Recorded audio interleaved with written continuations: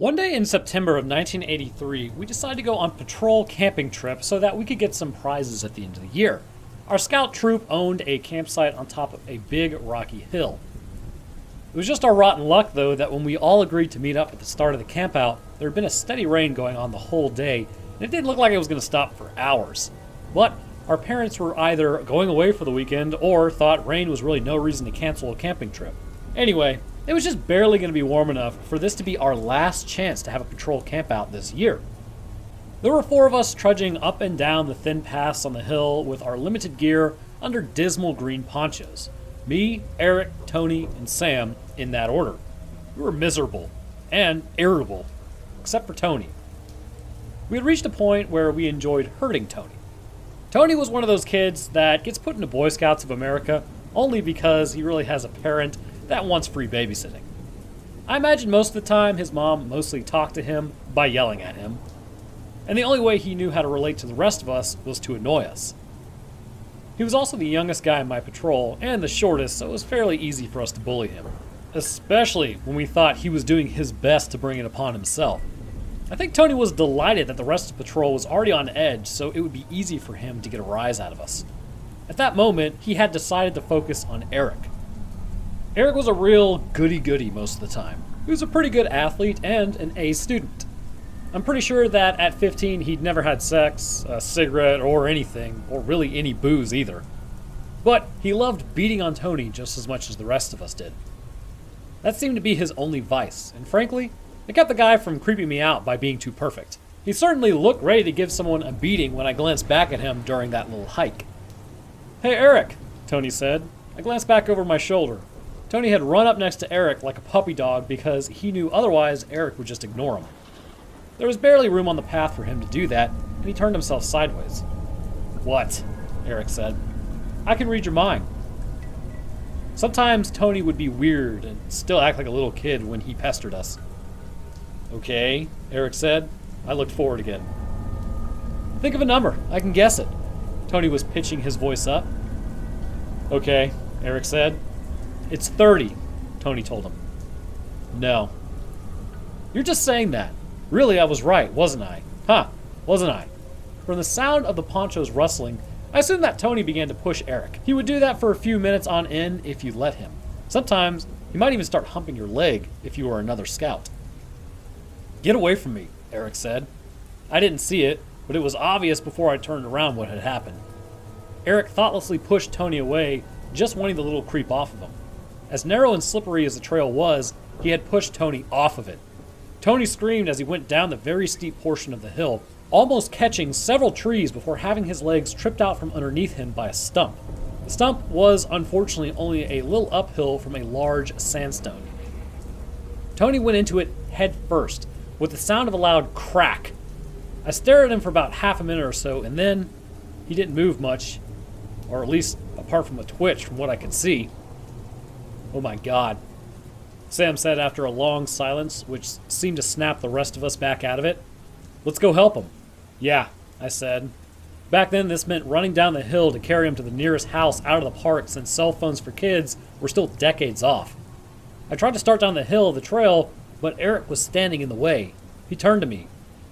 "We gotta tell people what happened, right?" Sam stopped and looked over at us. Eric looked down at him. "We need to tell everyone that he just slipped and fell. Got it?"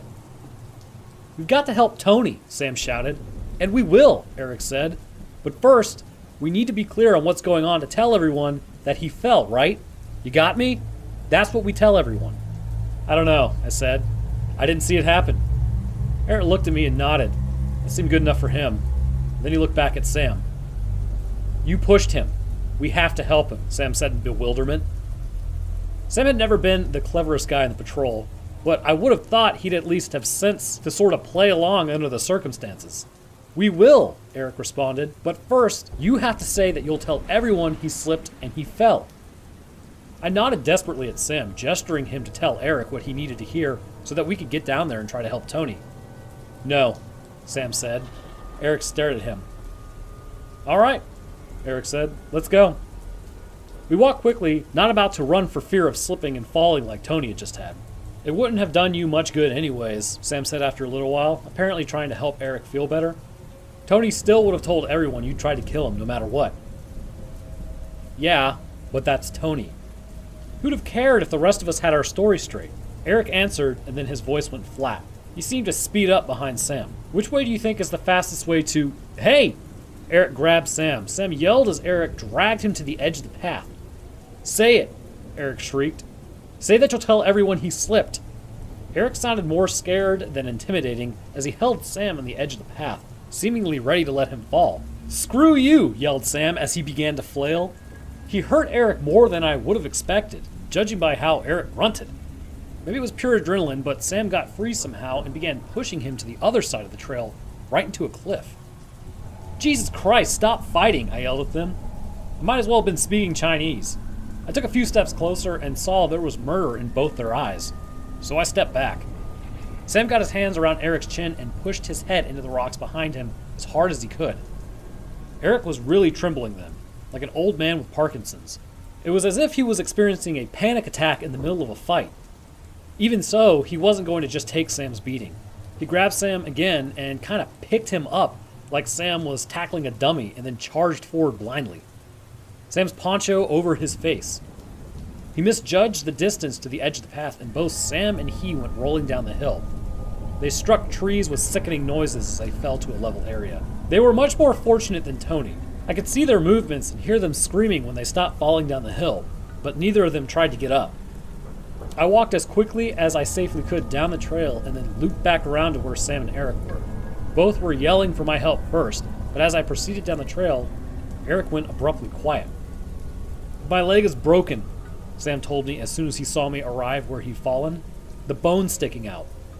It was true. His poncho was folded and I saw the bulge in the lower left pant leg beneath the knee. Blood had soaked through his pants with the rainwater. Hey, Eric said flatly. His lack of emotion made me look over at him as Sam screamed at both of us. I think I hurt my spine.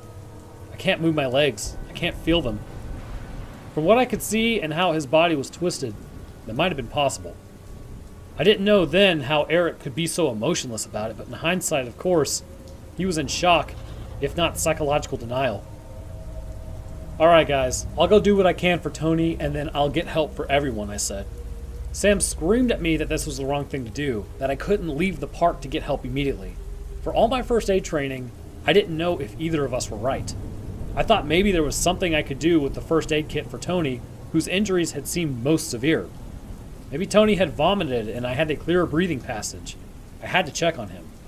I tried to reassure them before leaving, and Sam swore at my back as I ran over to Tony while Eric remained quiet. I ran to see where Tony's head hit the rock. I had walked by it on hikes and camping trips numerous times and knew the rocks and trees. I'd seen the rock that Tony hit his head on numerous times, and I knew when I'd reached it. When I did, I froze for what felt like minutes. Tony was gone. There was no sign that he'd been there except for some blood had pooled by a rock where he had struck his head. It was still wet and red on the sandstone. I looked around and called for him. I ran a short distance way around the rock. I didn't see any sign of him. Not a footprint in the mud, nor a drop of blood. Nothing. Something else as I searched. Sounds seemed to be fading away. I could hardly hear the rain around me. I couldn't even hear my footsteps in the shallow puddles on the ground. I couldn't even hear Sam, although I really just heard him seconds before. My own voice seemed muffled in my ears. I had been afraid before, but I had never known sound to fade away like that. Then I began to feel something. Not the feeling you get when you're being watched, but the one you get when someone you fear is standing right over you. I turned, and there was no one there, of course. The feeling didn't let up. It seemed to grow stronger and stronger. There was nothing to hear, not even my own breathing or beat of my heart. I ran back to where I left the other two scouts as fast as I'd ever run towards anything. Slowly I could hear Sam again, still screaming in pain and cursing out Eric. Eric barely moved his head to look at me when I arrived. Sam went quiet after I told them of Tony's disappearance. How? Was all Sam could think to say. I felt the sensation again, of a presence all around me. It was faint, but still noticeable. I don't know, Sam. How are your arms? Can I carry you out of here, hack strap style? I had 2 years and 18 inches on the height of Sam, so I knew I could carry him out. Sam acquiesced and said I could. Whatever presence I was feeling, he seemed aware of it too. Through his pain, and he didn't need to be sold on being taken out of the park, painful though it would surely be. I got out my first aid kit quickly, left my pack on the ground, and hastily made a splint. He screamed as I lifted him up onto my back. "Wait, what about me?" Eric asked, some emotion back in his voice. I glanced over at him. His eyes were wide, and his skin was becoming pale. "I can only carry one person. We'll get help as fast as we can." "But what if whatever made Tony disappear?" Looking back on Eric, I find it hard to fault him now. He was just a kid. He'd made a mistake, meaning only a little, if any, harm. The smaller amount of harm that we'd inflicted on Tony time and time again. Then he'd seen all of his life, all of his accomplishments, his future, all about to be tarnished because of what he'd accidentally done to someone we all mostly thought of like dirt. He overreacted like probably many of us would have back then when we had little life experience and the perspective of a guy in his lower teens. But at the time, I just glared at him for a few seconds as he lay twisted and helpless on the ground, reaching up to me. "Maybe you deserve it," I told him. I turned my back on him and began carrying Sam out of the park. "Hey, I'm sorry, I didn't mean to hurt Tony. I wasn't going to drop Sam, I was bluffing. You're seriously just going to leave me like that? Come back!" His voice faded quickly, and the sound of rain and Sam's pain resumed. As I walked, the feeling of the presence faded away. I had almost a mile to go in the rain before there would be a house with a phone, and Sam was moaning and wincing practically with every step. I made slow, frustrating progress for a few hundred yards before I slipped and landed heavily on my left knee. Sam screeched in my ear after his upper chest hit my shoulder. "I think I broke a rib back there. You can't carry me like this." I didn't know how he could have broken a rib, and only started to just feel it now, but I wasn't about to argue. As carefully as I could in my anxiety, I placed him on the ground in a sitting position and switched the carrying style to firefighter carrying style so that he was mostly over my shoulder. "Is this better?" I asked him when I hoisted him back up. He had winced again as I held him up. "It still hurts, but better." We rounded a curve on the trail and we were approaching a fairly gentle slope where the parking lot was situated. I thought of it then as the end of the park. Sam had begun to feel easier to carry, so I felt I'd be able to make it out of this forest. I remember that since I'd been in the park many times before, and even with another scout on my back being carried like this, who was constantly voicing his pain, things were coming back to normal. Whatever feeling I experienced over that I had thought Tony disappeared was going away. Things began to feel so normal that the idea of Tony had just gotten up and walked away and emergency services would soon find him was really believable. I guess what I felt in this was all I had to do was carry Sam, and then it would all be up to the adults to take care of this. "Oh, Jesus," Sam said suddenly and quietly. "Run. Run! Dude, just fucking run!"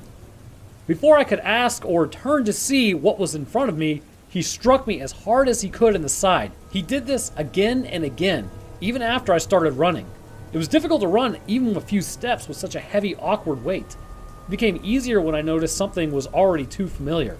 Sam's voice became quieter, even as he thrashed and screeched more shrilly on my back. He might have said what it was or described anything about it, but within seconds, he was muted as my silent steps in the puddles on the pathway. I reached the bottom of the incline. Sam was convulsing then, which I felt was a sign that whatever I was trying to flee from was getting closer. He was still hitting me in the side, but it was weaker and more erratically. The path up the hill was full of loose rocks and gravel. In weather like this, it was impossible to keep a solid foothold, but by some miracle, I was able to run up it and maintain a hold on him even as he practically seemed to be trying to break free, and I was trembling. I remember thinking that I faintly heard something then.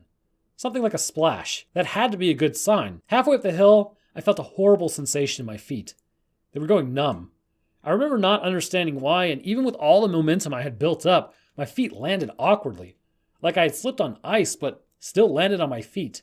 I had barely any time to feel pain in my ankles because they went numb as well. I was barely able to stumble forward before the numbness climbed up to my knees. My legs were useless then. I fell forward practically face first. Sam got free even with his fractures, flipped over, and crawled up the hill. I tried myself, and I could feel the numbness had reached my ribcage by then, but dragged myself across the rocks anyhow. I remember perfectly the sight of Sam dragging himself too while twitching and trembling as he crawled. A force hit the back of my head and it felt like a construction beam dropped from a crane.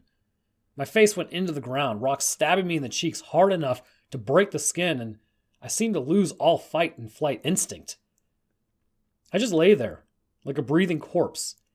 Even if I hadn't been numb, I didn't have any energy, any hope, any understanding of what was happening to me. I didn't even have the courage to lift my hood up to see what was happening around me. I don't know how long I lay there. The numbness left me, but I still didn't lift my hood. So little light was coming from under my hood that night might have fallen and I wouldn't have been able to tell. A long time later, the rain stopped. Long after that, I began to hear again. I heard birds tweeting, cars driving by from what sounded like miles away. I didn't move. After a long time of only hearing the sounds of nature, I heard footsteps approaching me.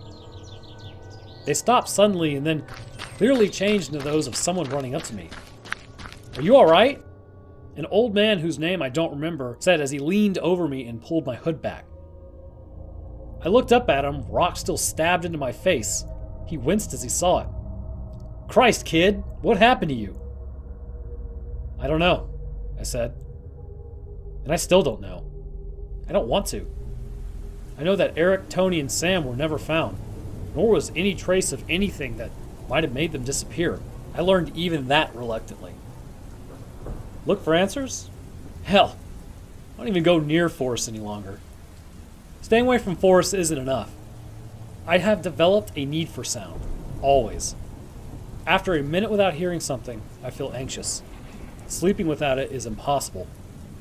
If whatever got my fellow scouts comes for me, I want as much warning as I can get. That brings me to the reason I'm sharing this. Lately, even with the music at full volume, and me screaming my lungs out, I've been experiencing minutes of silence. At home, at work, out driving. When I've gone on visits, I've been experiencing it. It's been many years since my last camping trip, but it seems like I'm about to feel that presence again. When it wants, I believe it will make me experience a silence that will never end. Alright, well, I appreciate you guys listening to this story. That's a pretty good one. Something about being in the woods is always extra spooky. Alright, so I'm going to try to add some extra sound effects to this. I'm not saying it's going to be anything crazy, but I am going to add some stuff. Anyways, if you enjoyed, feel free to subscribe, and leaving a like would also be great. I appreciate you listening, and I will see y'all in the next one.